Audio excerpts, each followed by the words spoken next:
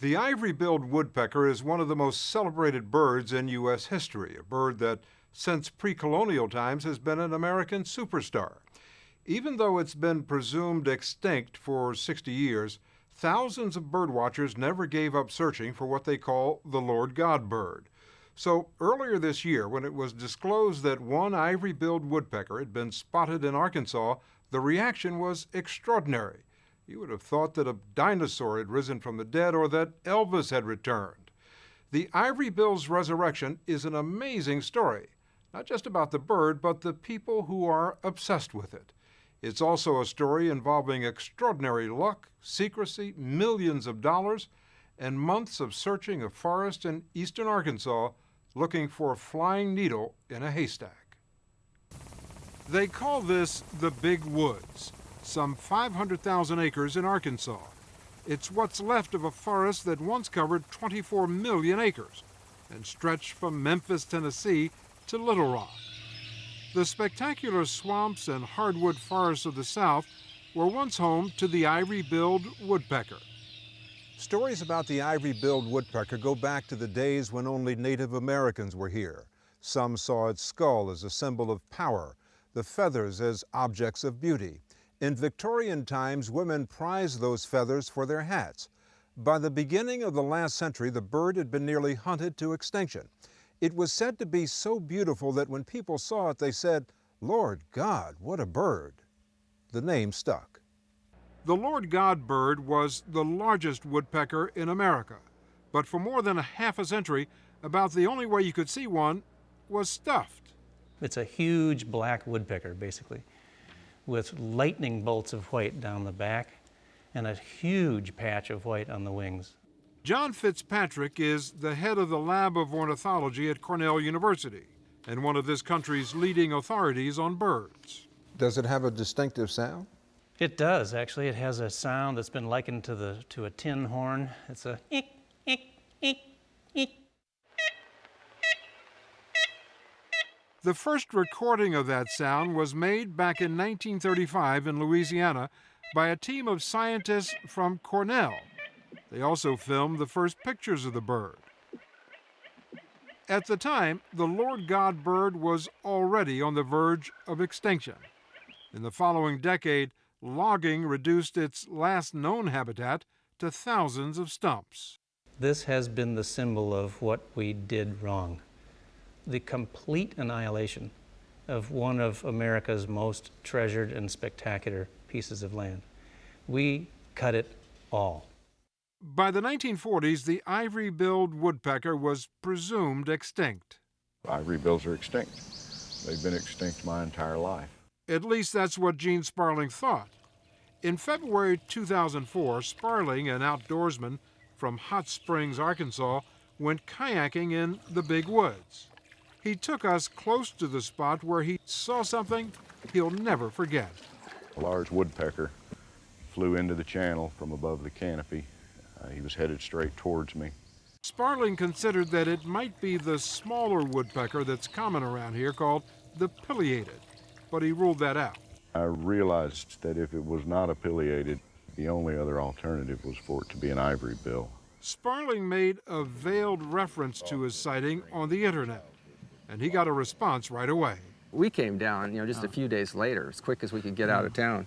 Tim Gallagher is a wildlife photographer and author from Cornell. Bobby Harrison, a college professor from Alabama. They're both ivory-billed hunters, bird watchers who have been looking for the bird for years, believing it's still alive. When they heard about his sighting, they immediately contacted Sparling, who took them near the spot where he saw the bird. And then this bird just burst across in front of us at close range, about 65 feet away, and right in the sunlight, like a big open area like this.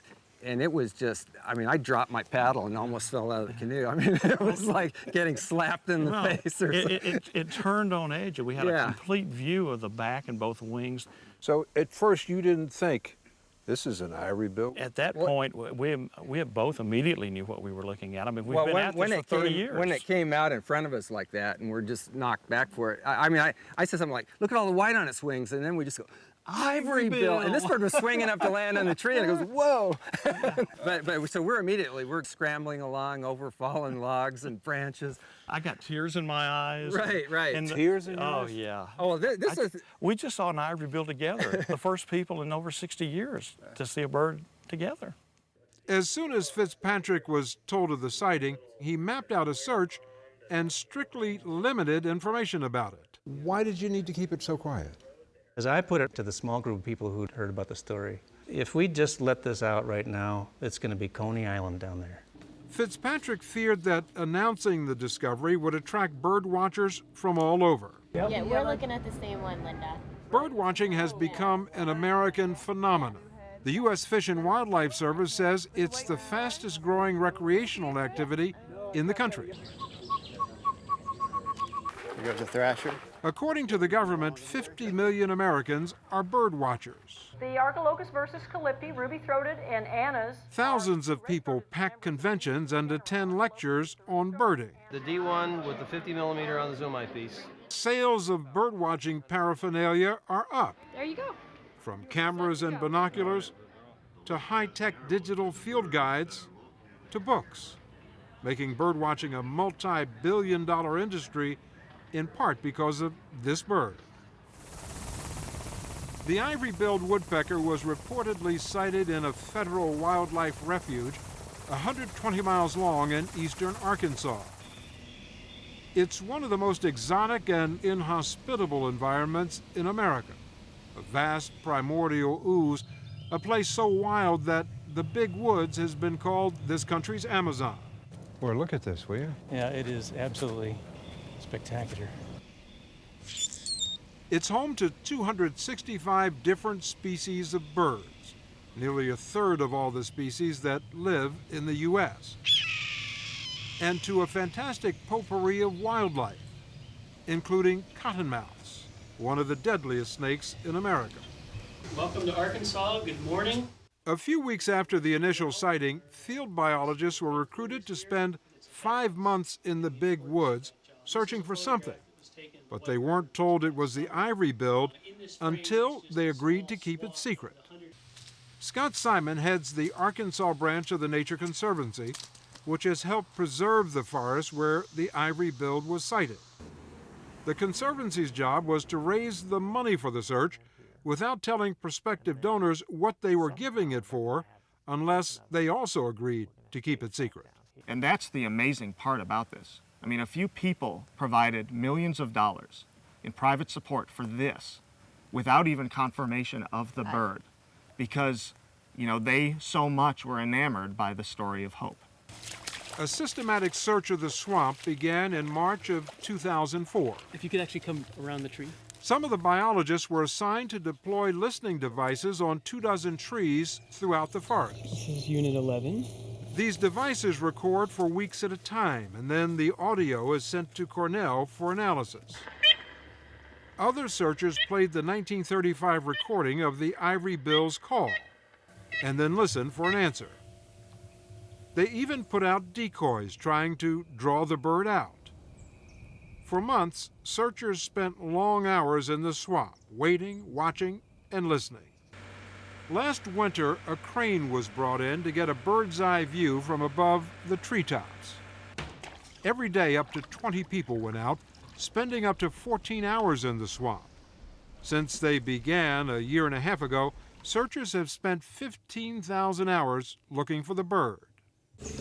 The only picture of the ivory-billed woodpecker they say they got was a lucky shot taken from this canoe from a video camera 2 searchers had rigged to run continuously. Watch the area to the left above the oar handle. The bird's flight is visible for only 4 seconds. I've looked at that video. How can you tell?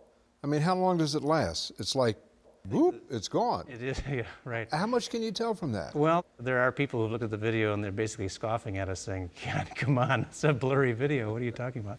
But the fact is there's information in that video, and as you know, you can actually learn a ton from just a few frames of video. This is the video of the bird's flight, slowed down and magnified.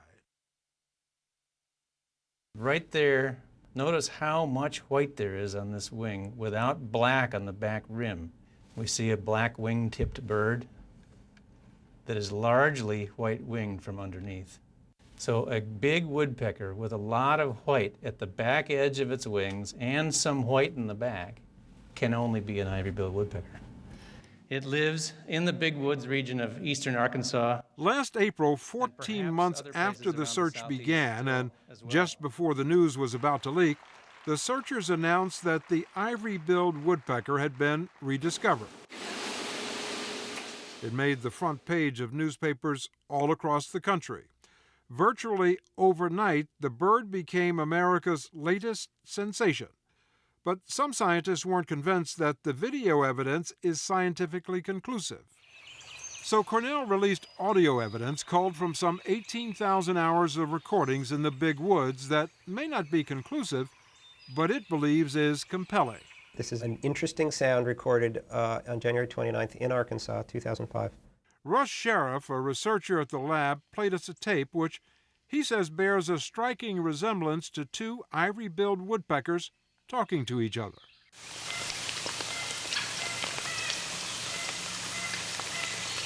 That sound has been music to the ears in Clarendon, Arkansas, the town closest to the sighting, which isn't waiting for the outcome of the scientific debate to cash in on the woodpecker's return. Clarendon now calls itself the home of the ivory-billed woodpecker. This year's annual birding festival was all about the bird. There were even ivory bill haircuts at $25 a clip. But all that hoopla's not what matters to Fitzpatrick. My whole life, I've been waiting, hoping, thinking, wondering if this thing existed.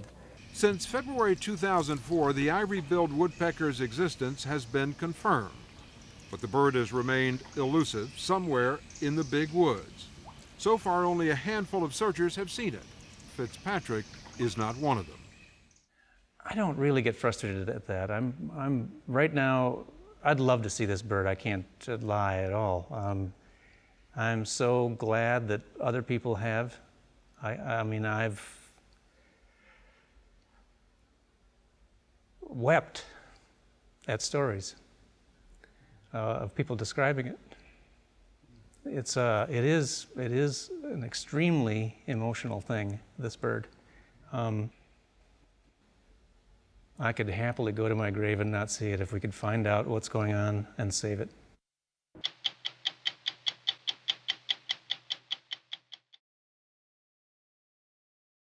Falconry, the art of hunting with birds of prey, was born in the forbidding Altai Mountains of Central Asia.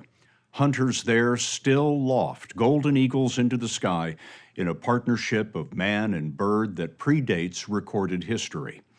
We say man, but in truth, one of the best hunters in Mongolia today is a woman from Oklahoma City. Lauren McGough took us to one of the most remote places on Earth to meet the hunters who trained her. And before the next few minutes are through, you will know what it's like to fly like an eagle. The Mongolian steppe is the greatest expanse of grassland unaltered by humankind. It endures because human existence has narrow odds between the widest climate extremes on Earth, 104 degrees in summer, 50 below in winter. Nomads depend on the animals that yield nearly all of their food, fiber, clothing, and fuel. And one of the oldest bonds in nature is an alliance of survival among hunters, horses, and golden eagles. This is the most ancient form of falconry in the world. This is where it all began. It's the cradle. So several thousand years ago, we don't know precisely when, a man saw an eagle catch a rabbit or a fox and had the ingenious idea to hunt in partnership with it. It blows my mind that it's even real. It's like something out of Lord of the Rings, but you can do it. Lauren McGough was in high school when she dedicated her life to raptors. She traveled with us to the place she calls the cradle. 6,000 miles led us first to the Mongolian capital of Ulaanbaatar.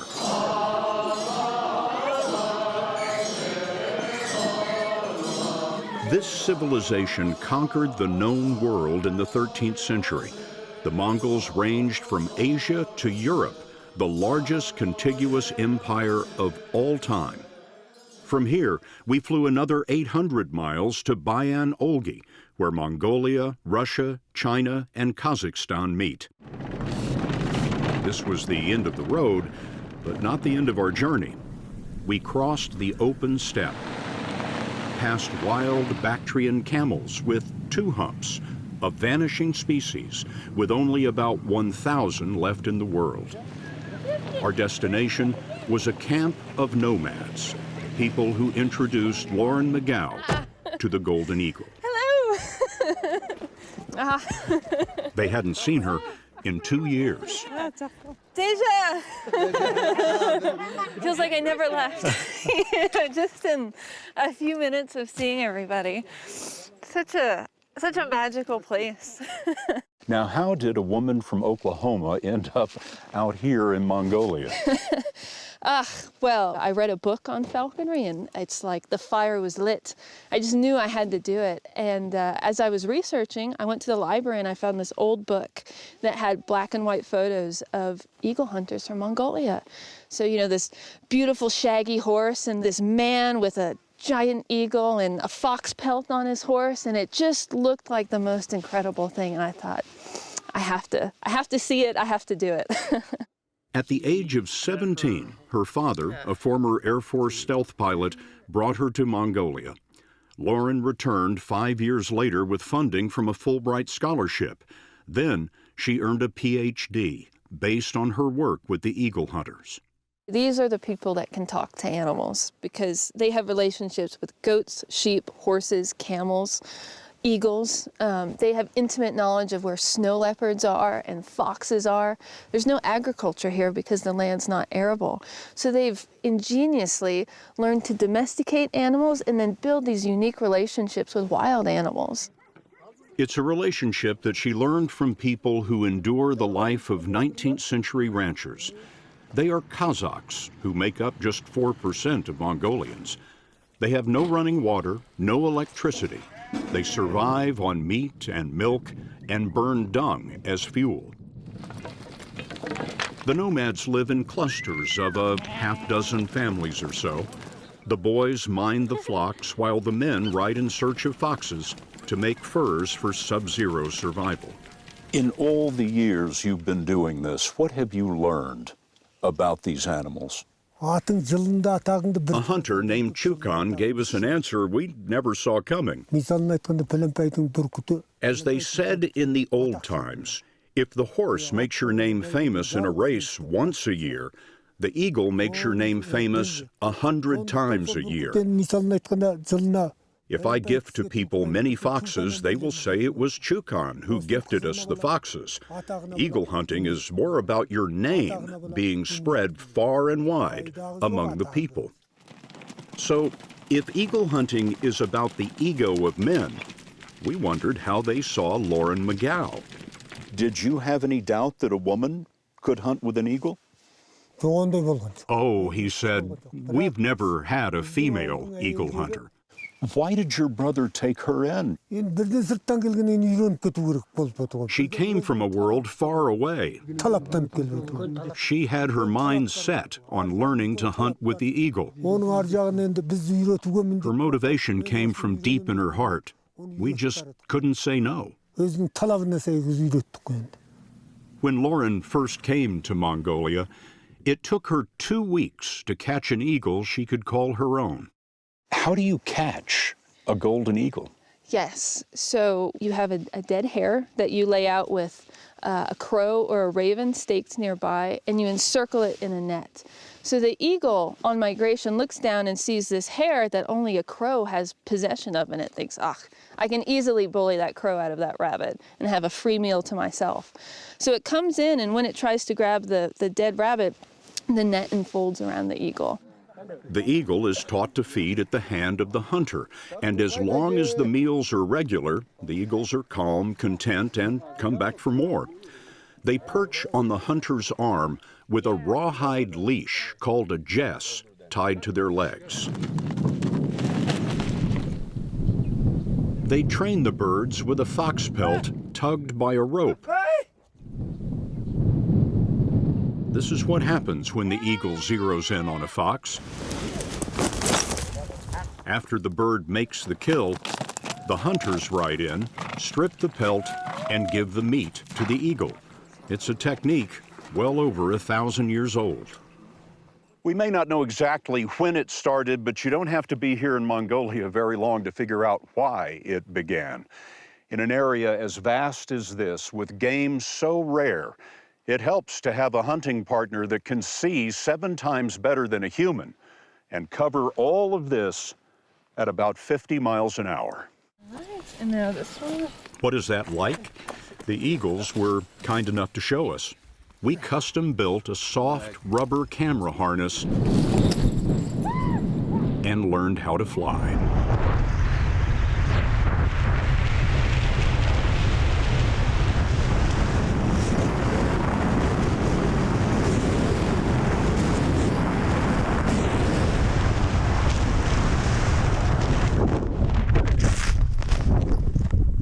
Golden eagles are abundant all around the northern hemisphere. In terms of survival as a species, conservationists call golden eagles an animal of least concern. This is a 10-pound bird, which don't be fooled if that doesn't sound like a lot. They have hollow bones and they're mostly feathers, so 10 pounds on a bird is an enormous bird. They have a 6-foot wingspan. They usually have lovely amber eyes. And the name golden eagle derives from the beautiful golden feathers on their nape. And then the rest... Around the neck. Yes, around the neck. They're incredibly effective at killing, which is what they're built for. I mean, they're a modern-day velociraptor, a perfect product of evolution. I will never be tired of a golden eagle flying. Every time it thrills me. The eagle's talons can close on its prey with a bone-crushing force of 900 pounds per square inch. A fun fact that is no fun to know. Come on, sweetheart. Perfect. Okay. Very good. And then go ahead and stand up. And then to secure the eagle, place your jesses between your thumb and the rest of your fingers. Right here. Yes. Okay. The noise that the eagle recognizes is ka. Okay. Ka. All right. Whenever you're ready, just take off her hood. Remove the hood. Yes. Ka. Oh. Ka. Ka. Ah. Good girl. Oh, God. What a feeling. Notice she said, good girl.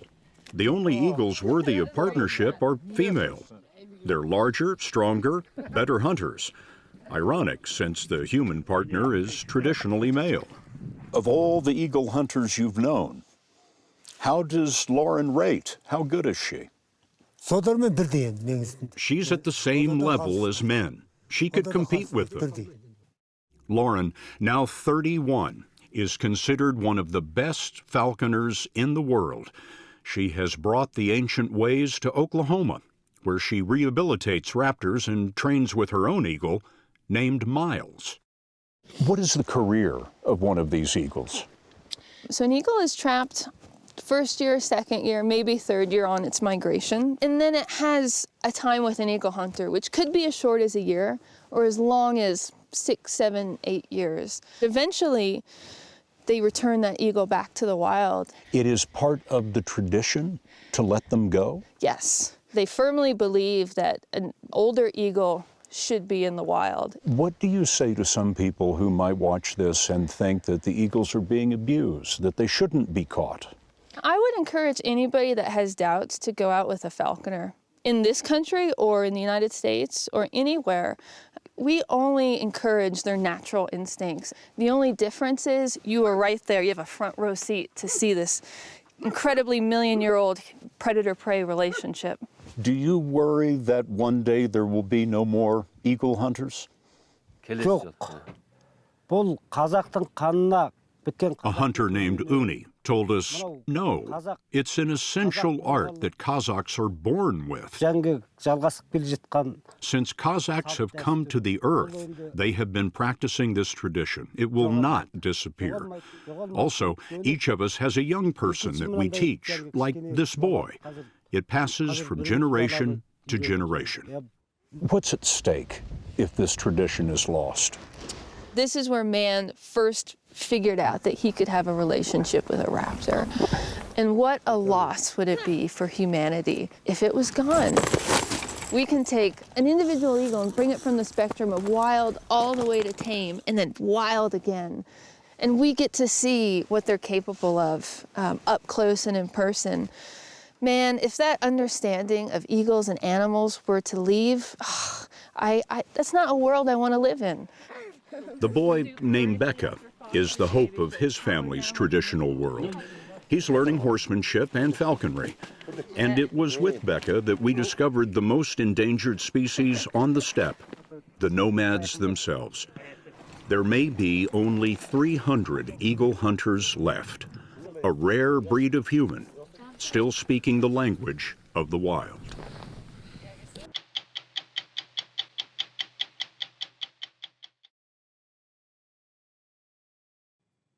Plastic is everywhere. It's not unusual to see water bottles or grocery bags wash up on our beaches.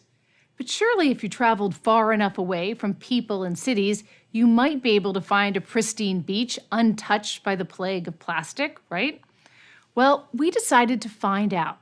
This summer, we traveled to Midway Atoll, a small group of islands midway between the U.S. and Asia. It's an American territory best known as the site of one of the most important battles of World War II. Today, the islands are closed to the public and home to a host of exotic animals, including a charismatic seabird called the Laysan albatross. It's not easy to get to Midway. Visiting involves a long permitting process and a chartered plane from Honolulu to the middle of the ocean. We're almost midway to Midway right now from Oahu. After 3 hours, tiny slivers of light appear, a postage stamp in the vast Pacific. As soon as we landed, it felt like we'd tumbled down the rabbit hole into a curious wonderland. There are so many birds on the atoll, we could only get here after dark, once they'd settled down for the night. As we made our way inland, the albatross chicks were oblivious to our caravan.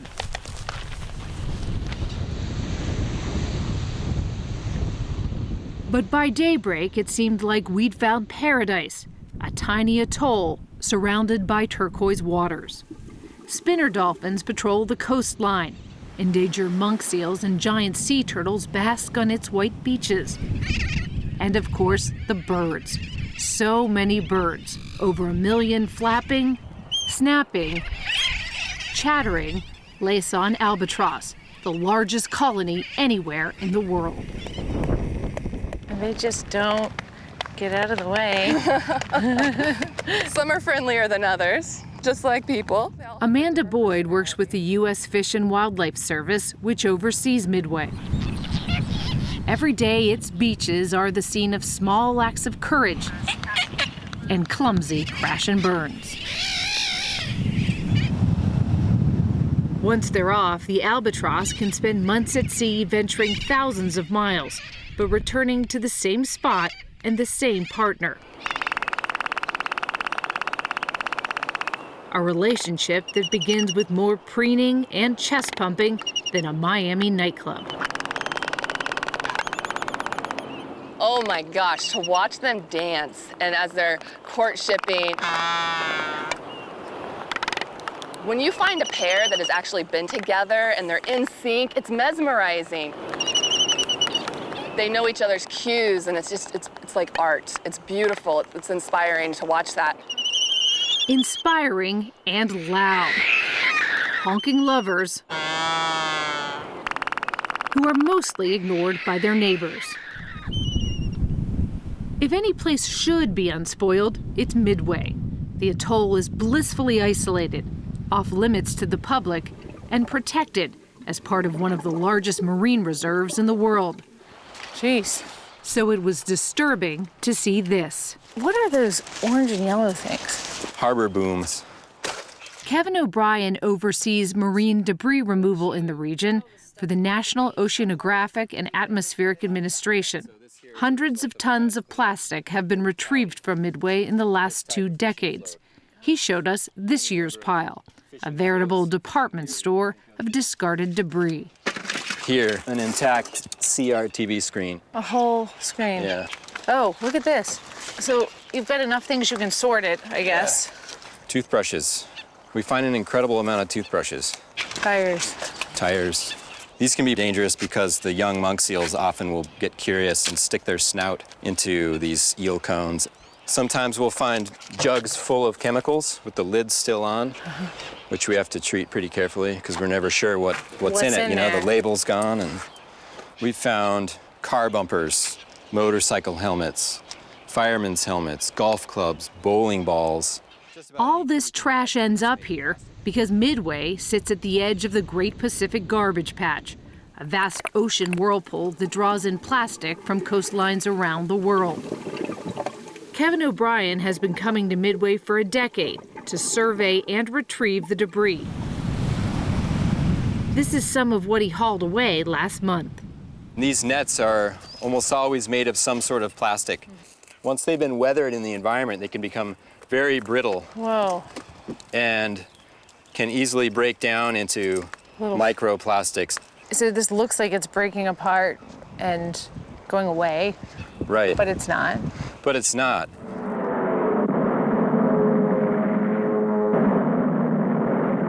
Long before plastics invaded Midway, U.S. forces repelled a Japanese assault in the Second World War.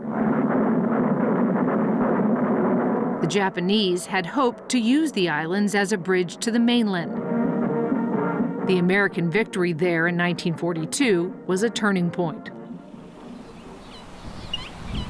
Today, there's a monument to the Americans who died in the Battle of Midway. And if you tour the islands, you find relics everywhere. Decaying artillery, derelict hangars, and beneath the water, the rusting skeletons of old warships, and of course, evidence of the new battle underway here. We've been cleaning it up for years. And it keeps coming. And it keeps coming. On a walk along one of the beaches, we found a shoreline strewn with bottles and buoys, crates and canisters.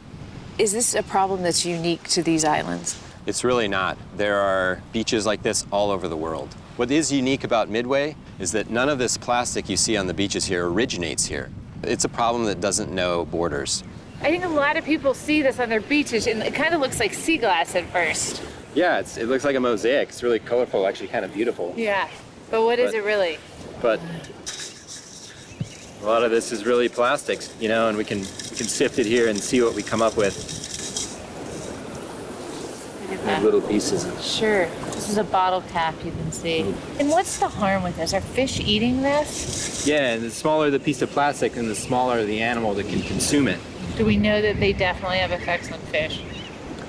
We don't know that for certain. These plastics become a magnet, essentially, for toxic chemicals that are found in the environment. PCBs, pesticides, fire retardant chemicals.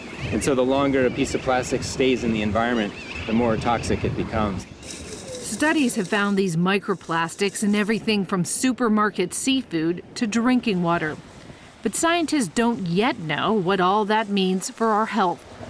When an adult comes in, they'll make a couple of noises saying, "Hey, I'm back." But the effects on birds are easier to see. Kelly Goodale, a U.S. fish and wildlife biologist, took us on a ride around Midway to show us the impact all this plastic is having on them. So the adults have been coming back every few days to a couple of weeks to feed them. What's happening right now? It's regurgitating up more food. Dinner time here might make you lose your appetite. Whoa! Did you see that squid? Yeah. That was a whole squid. Yeah. That ought to keep you happy for a while. For all the fish and squid they catch, the albatross bring back plastic too, from that Great Pacific Garbage Patch. So that could also be Goodale showed us their nesting grounds. So here we do have a chick that did die, and as you can see, if you want to take a look at it. Oh my goodness. Oh, geez, in here, you see there's so many pieces of plastic. Oh, You have a plastic bag. And they eat the plastic bags. Why? You know, these can look like food sources. It could look like a squid to them. Yeah. So they think this is food? They do think it's food. And, you know, flying fish, they can lay eggs on floating debris. And so they will absolutely lay eggs on pieces of floating plastic. So if the adults are out there foraging, they pick up those eggs as well as pieces of plastic in there. So it's the serving dish for the egg. Yes. And of the birds that you end up looking at, dissecting, what percentage of them have plastics in them? Every single bird has plastic in it. Every bird? Yes. U.S. Fish and Wildlife scientists estimate the birds carry 5 tons of plastic back to Midway in their stomach every year. Some of it, Kelly Goodale collects and catalogs. A comb? This one is probably one of the most disturbing ones. This was...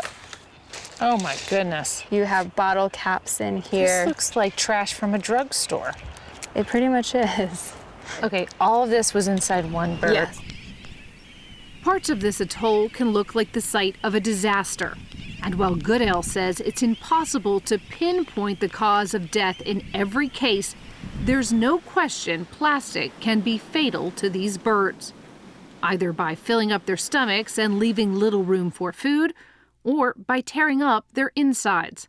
As these photos from Fish and Wildlife show, that plastic, which scientists say can take hundreds of years to decompose, is often the only thing left after the birds have gone.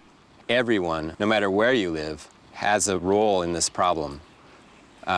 Even someone in South Dakota, for instance, who has a river near their home and doesn't dispose of their plastic bottle appropriately might be contributing to this problem. All the way out here? All waterways lead to the ocean, and once this stuff gets into the ocean currents can take it anywhere. Anywhere and everywhere. It's hard to find a place not plagued by plastic. Just then, we got a reminder of what else is at stake as an endangered monk seal paddled by. What's this guy doing, you think? Is he coming in to eat? He's coming in, he's checking it out. These are the locals.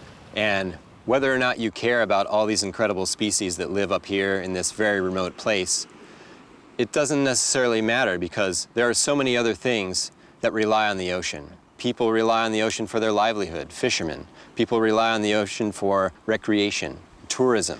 And right here, we have an indicator of the health of our ocean. You say this is an indicator. What does it tell you? It tells us that the scale of the problem is massive and it's global.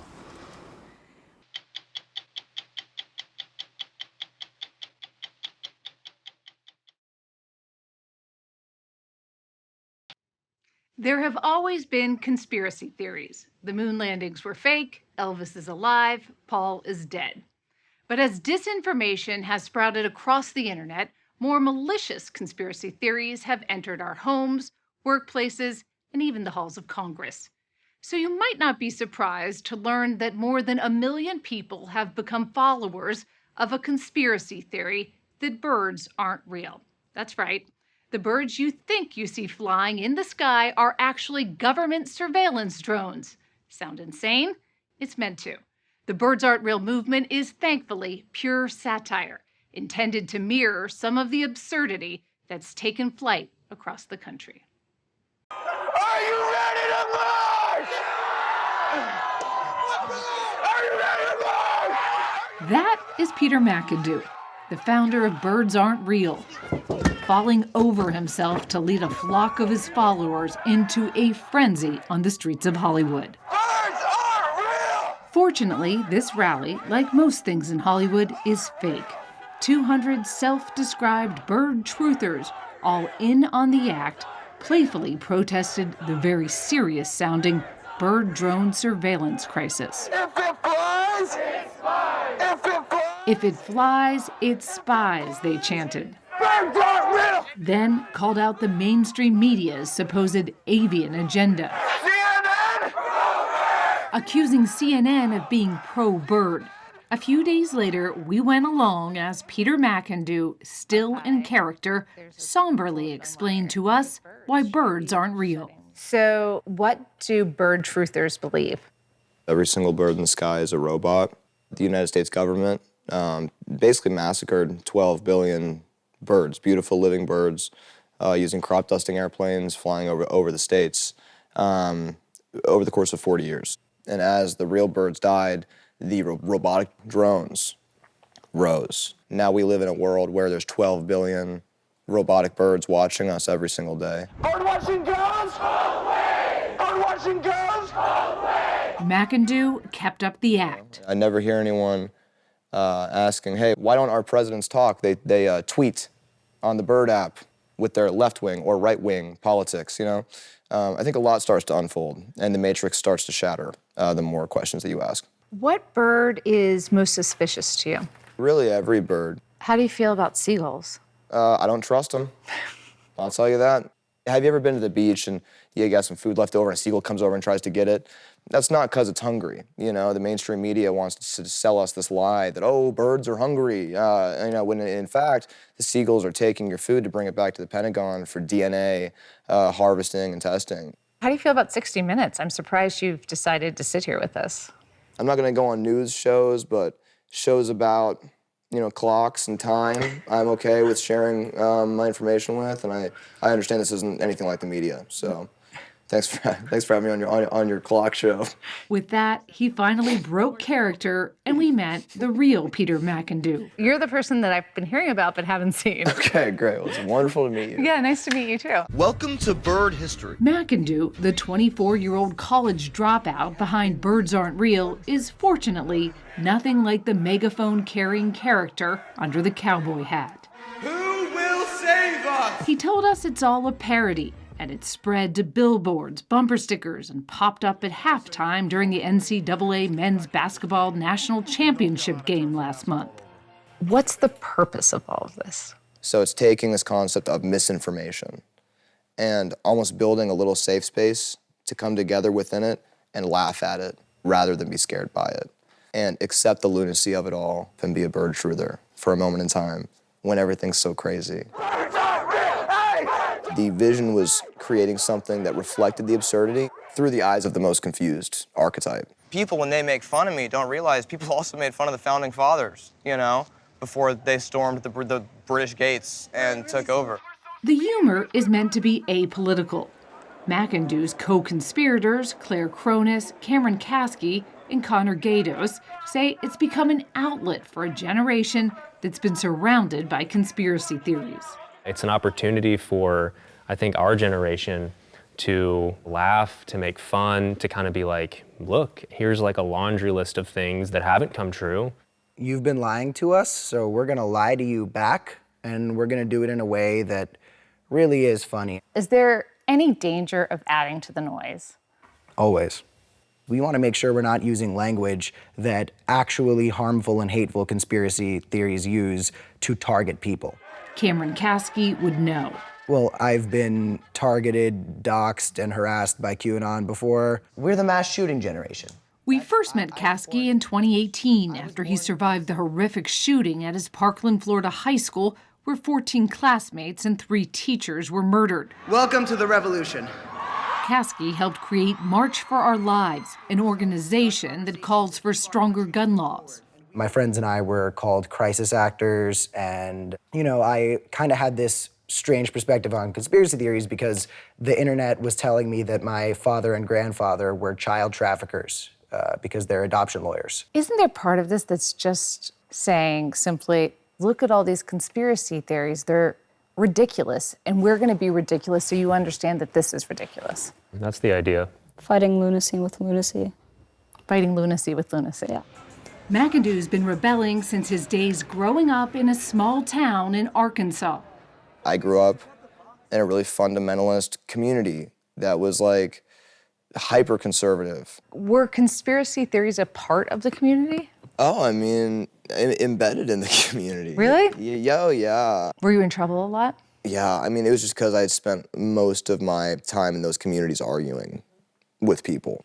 There was homecoming, and I got voted most likely to go to jail.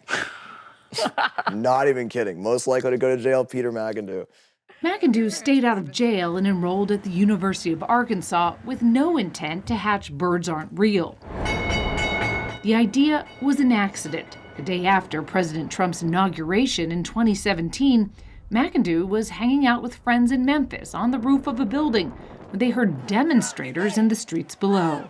I remember thinking it would be very interesting if someone was in this situation with a sign that had nothing to do with anything that's going on here. And so how did you get to birds aren't real is the thing that's on the sign? I don't even know. It was just the most absurd thing I could think of. I'm angry and I'm here to protest. Sign in hand, he took to the streets of Memphis, ad-libbing a stream of absurdities. Wake up, America! Birds are not real, they're a myth, they're an illusion. Thank you for your time. His friends, Lauren Kirstell, Allie Perkins, and Jenny Bailey couldn't believe what was coming out of Peter's mouth. They're not real, they're fake. Peter just goes all out, and he just starts like screaming like random stuff, like off the top of his head, like just whatever he thought of in the moment. And it's not scripted. He's just 100% improvising this moment. Yeah, he's like, birds aren't real, they're a lie, and just like whatever would come up to his head, he'd like say it. It was just incredible how he created this whole character and personality off the bat. Like his improv quickly. was Yeah, it was impressive. We're like, okay, where did this come from? There is a pandemic happening! Peter's friend Allie innocently posted a video of that day online, and then everything changed. Birds are not real! So I'm getting pictures sent to me of birds aren't real graffiti and birds aren't real on chalkboards and seeing, you know, chants in cafeterias and, stadiums like birds aren't real at high schools. Did you think at that point, like, this is awesome, or what have I done? I remember being fascinated by it. I remember thinking, okay, why do people identify with this so much? And just thinking like there was this energy in Memphis for this idea and that I would always regret it if I didn't lean into that. What did your parents think when you said, I'm dropping out of college, I'm moving to Memphis to start a fake conspiracy theory? Yeah, I mean, it was really interesting. I was trying to describe to them it could be a very interesting art project, sort of like a mirror to, just the, seemingly exponentially growing absurdity of the world in America, and like, if we can match that with a character in a living world, blah, blah, blah, and they're just looking at me like, please stick with the psychology degree, McIndoe enlisted his friend, Connor Gatos, a history buff, to write a backstory for the birds movement. The CIA was so sick and tired of the birds pooping on their windshields, so they're like, we're sick of this, we're fed up with this, let's hire, engineers to get rid of these stupid birds, and while we're at it, let's replace them with robots and spy on people. So it's a joke. Please remember, stay calm. But then they took the story a step further. Every conspiracy needs a deep state whistleblower. Well, I saw some things that I really wish I hadn't seen. Are you referring to bird drone surveillance? Yeah.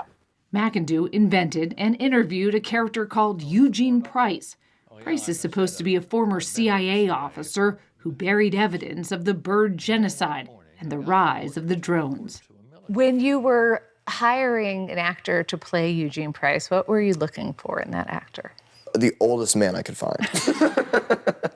I was looking for someone who looked like they had just had some guilt weighing down on them for years. Like, I really wanted bags under the eyes, sleepless nights. We released a video titled The Confession of Eugene Price, where he, for the first time ever on record, an ex-CIA agent came out and said everything that the government had done. Did you keep anything?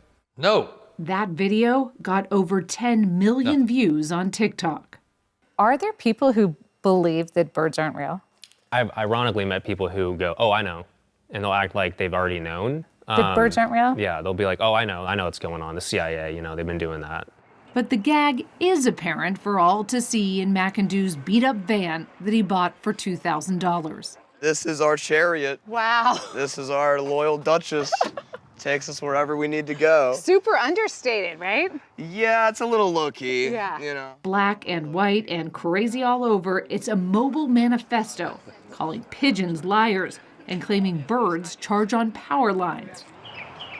The government has sold the public on this lie of power lines, or, oh, you're talking to people through these wires, telephone wires, when really, they put up poles and wires for drones to sit on and charge. We followed Peter McIndoe in his van as he tried to spread the feathered gospel on the streets of Orange County, California. I'm part of a movement that believes every bird is a government surveillance drone. One person thought he should seek help. Maybe you should see somebody. Another wanted to pray for him. Lord, thank you so much for Pete. I thank you for his heart. Just know you're being watched. For what reason, though? For what reason? Yeah, why are they watching you? They want mass control. So you're woke. Remarkably, most of the under 40 crowd was in on the joke. Bro, I'm tired of those birds sitting on the power line stringing over our power, am I right? How do you make a living doing this? Barely. We have shirts on our website. Do you think you'll have to rely on t-shirt sales forever? No. Everyone's reached out to us about books and movies, which has been interesting, because the idea has never been packaged into something like that. McIndoe says more than 1 million people now call themselves bird truthers. They flock to rallies around the country. In front of Twitter's headquarters, they demanded the company drop its bird logo. They're trying to brainwash you! And in St. Louis, McIndoe brazenly burned a Cardinals flag in the shadow of the arch. In an age of outrage, Peter McIndoe is hoping to drown out the chorus of crazy in this country with a little crazy of his own.